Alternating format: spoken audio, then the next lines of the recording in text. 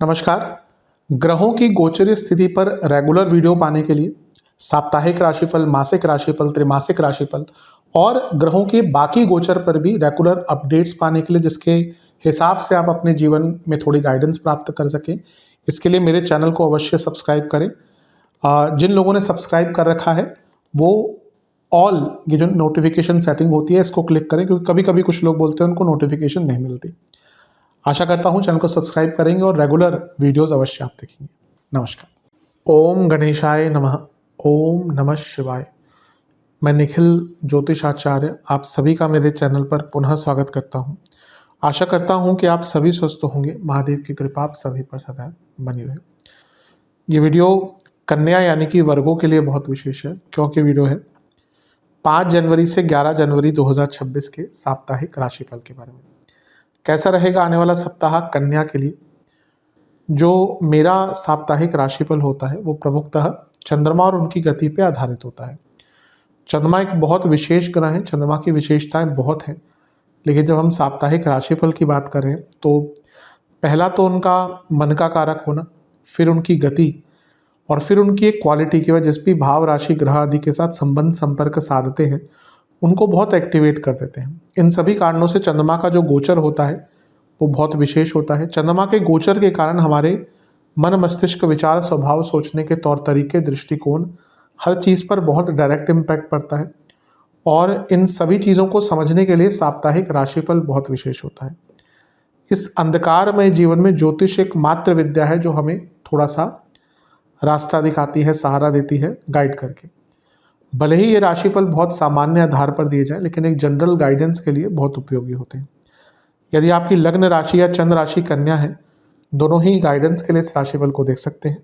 जहाँ से सूट और रिलेट ज़्यादा करता है वहाँ से देखिए। व्यक्तिगत तौर पे मेरा मानना है लग्न से देखेंगे तो अच्छा है। इनकेस नहीं पता है आपको अपनी लग्न राशि, तो अपनी चंद्र राशि से भी इसको देख सकते हैं। शुरू करते हैं अत्यंत महत्वपूर्ण राशिफल का। चंद्रमा आपके लाभ स्थान में आ जाएंगे, यानी कि कर्क में, कि होगा 5 जनवरी को, बल्कि 5 जनवरी को ऑलरेडी वहीं पे होंगे। और 6 जनवरी दिन के 1 बजे तक यहीं पर रहेंगे। चंद्रमा का लाभ स्थान में आना बहुत अच्छा होता है, और यहाँ पे तो वो अपने लाभ स्थान, अपनी राशि में ही है। तो हफ्ते का शुरुआती भाग ही आपके लिए बहुत अच्छा दिख रहा है। कुछ बड़ा लाभ प्राप्त होगा, कुछ बड़ा धन प्राप्त हो सकता है, इच्छाओं की पूर्ति हो सकती है, अटके हुए काम आपके पूर्ण होंगे, सकारात्मकता की अनुभूति रहेगी और एक गति रहेगी जीवन में। कुछ काम अगर अटक रहे थे ना, वो बन जाएंगे।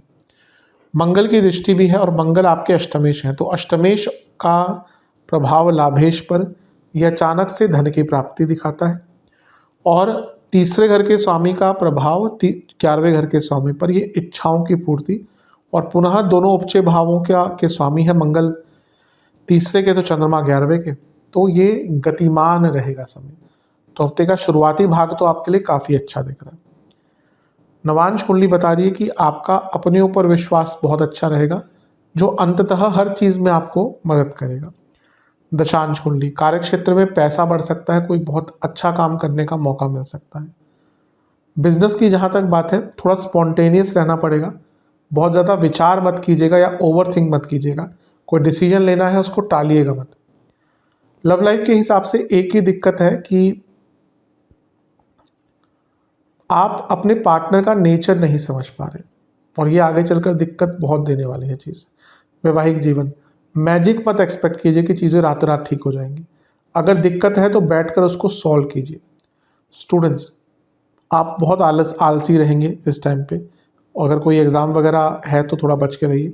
ठीक है, कभी कभी थोड़ा सा रिलैक्स कर सकते हैं, लेकिन आलस्य अलग चीज़ है।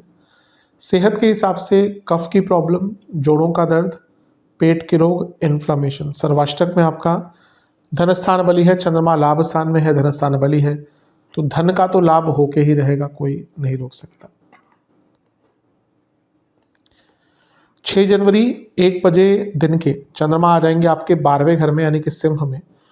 और 8 जनवरी रात के 8 बजे तक चंद्रमा यहीं पर। चंद्रमा का 12वें घर में आना एक प्रकार से बहुत अच्छा नहीं माना जाता। एक अच्छी चीज़ है कि चलो 11वें घर के स्वामी 12वें घर में, तो विदेश से पैसा आ सकता है, लेकिन ग्रहण दोष लग गया चंद्रमा केतु साथ में, राहु केतु एक्सेस में फंस गए चंद्रमा, 12वें घर में आ गए चंद्रमा, और केमद्रुम योग भी स्टार्ट हो गया। कोई भी ग्रह आसपास नहीं है, साथ में नहीं है, राहु केतु को उसमें कंसीडर नहीं करते। तो ये जो समय है आपका, ये काफ़ी कष्टकारी हो सकता है।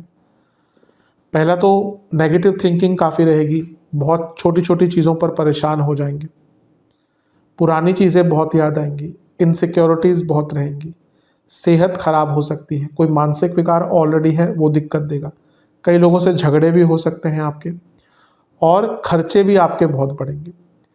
अध्यात्म के लिए बहुत अच्छा टाइम है, साधनाओं के लिए अच्छा टाइम है, लेकिन अदरवाइज ये टाइम बहुत कष्टकारी रहेगा।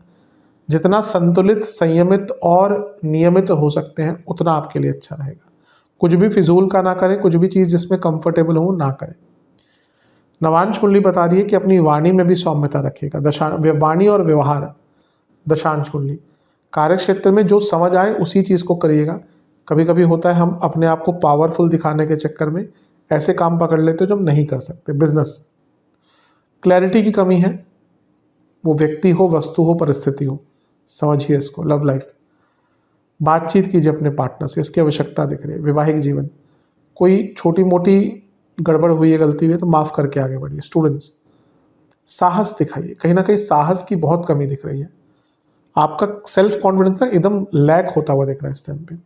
सेहत की जहाँ तक बात है, चेस्ट की प्रॉब्लम, कफ की प्रॉब्लम, स्लीप डिसऑर्डर। सर्वाष्टक में आपका धनस्थान वाली है, विदेश से पैसा आ सकता है, लेकिन खर्चे भी इस भाग में बहुत रहेंगे। 8 जनवरी शाम के 8 बजे चंद्रमा आ जाएंगे आपके लग्न भाव में, यानी कि कन्या में, और सप्ताह के अंत तक यहीं पर रहेंगे। चंद्रमा का लग्न में आना एक प्रकार से काफ़ी अच्छा माना जाता है। हफ्ते का शुरुआती भाग अच्छा था, अंतिम भाग अच्छा होगा, मध्य भाग थोड़ा कष्टकारी होगा। यहाँ पे चंद्रमा है, गजकेसरी योग भी है। अच्छा, वो लाभेश है, लग्न में बैठे हैं तो लाभ ही लाभ प्राप्त होगा, वृद्धि का मौका मिलेगा, आगे बढ़ने का मौका मिलेगा।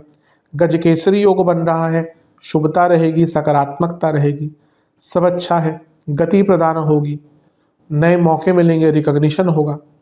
लेकिन शनि की दृष्टि भी तो है। अब अच्छी चीज़ है कि शनि पंचमेश है, चंद्रमा लाभेश है, तो पैसे कमाने के आइडियाज़ आएंगे, रास्ते भी खोलेंगे। लेकिन शनि शनि है, विषदोष बनता है। हफ्ते के मध्य भाग जैसा नहीं रहेगा, लेकिन थोड़ी नकारात्मकता रहेगी, थोड़ी ओवर थिंकिंग रहेगी, और इन सबसे ज़्यादा थोड़ी फ्रस्ट्रेशन दिख रही है, क्योंकि शनि का प्रभाव है जो छठे घर के स्वामी भी है। तो फ्रस्ट्रेशन ज़्यादा दिख रही है रदर देन एनीथिंग एल्स। बाकी तो ये टाइम ठीक ही है आपका। नवांश कुंडली बता रही है कि कम्युनिकेशन पर बहुत ध्यान दीजिएगा, स्पेशली प्रोफेशनल लाइफ में। दशांश कुंडली, कार्य क्षेत्र में अगर आप जॉब चेंज करने का प्रयत्न कर रहे हैं तो अपने ऑप्शंस और विस्तार कीजिए उनका। अभी लग रहा है आप बहुत सीमित होकर देख रहे हैं। बिजनेस, मार्केटिंग पर ध्यान दीजिए। लव लाइफ,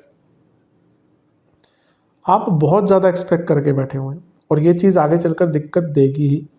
वैवाहिक जीवन, अप्स एंड डाउन्स रहेंगे, बहुत बहुत स्टेबल टाइम नहीं दिख रहा। स्टूडेंट्स, यहाँ पे भी कहूँगा बहुत अनस्टेबिलिटी दिख रही है। सेहत के हिसाब से कफ के रोग बने रहेंगे पूरे हफ्ते। हफ्ते के अंतिम भाग में नसों की प्रॉब्लम, वीकनेस, और कोई पुराना रोग है, क्रॉनिक डिजीज है, उसके कारण परेशानी बढ़ेगी।